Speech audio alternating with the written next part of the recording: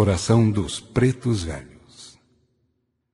Ao sagrado princípio do todo invocamos, do mais íntimo de nossa consciência, em sinal de reverência à verdade, ao amor e à virtude, propositando cooperar junto às legiões de pretos velhos, índios, hindus e caboclos, para os serviços que são chamados a desempenhar na ordem doutrinária.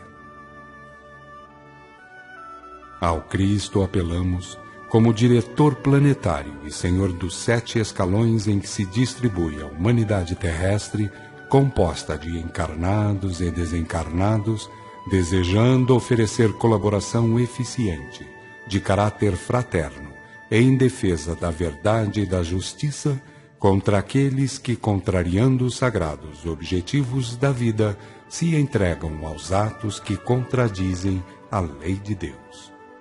Conscientes da integridade e da justiça divina, afirmamos a mais fiel e intensa observância dos mandamentos da lei, conforme o divino exemplo do Verbo exemplar para todos os efeitos invocativos. Acima de alternativas, constituirá barreira contra o mal em qualquer sentido em que se apresente, venha de onde vier, seja contra quem for, conquanto que em defesa da verdade, do bem e do bom. Consequentemente, que aos bondosos pretos velhos seja dado refletir em seus trabalhos os sábios e santos desígnios daqueles que, traduzindo a divina tutela do Cristo planetário, assim determinarem das altas esferas da vida.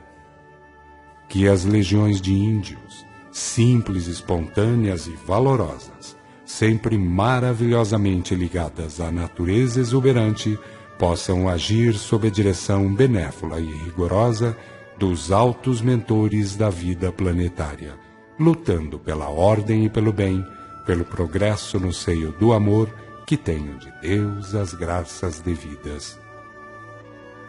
Que as numerosas legiões de hindus, profundamente ligadas às mais remotas civilizações do planeta,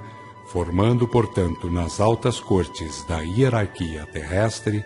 sejam concedidas pelo Senhor planetário as devidas oportunidades para que forcem, sustentem e imponham a suprema autoridade. Que nesta hora cíclica, em que a Terra transita de uma para outra era,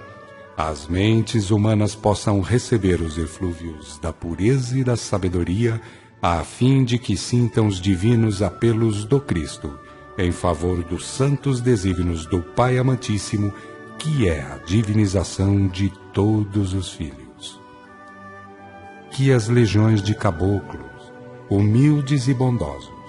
tão ligadas aos que peregrinam a encarnação para efeito de expiações, missões e provas, a todos possam envolver, proteger e sustentar, desde que se esforcem a bem da moral, do amor, da revelação, da sabedoria e da virtude, pois que fora dessa ordem doutrinária não há evangelho.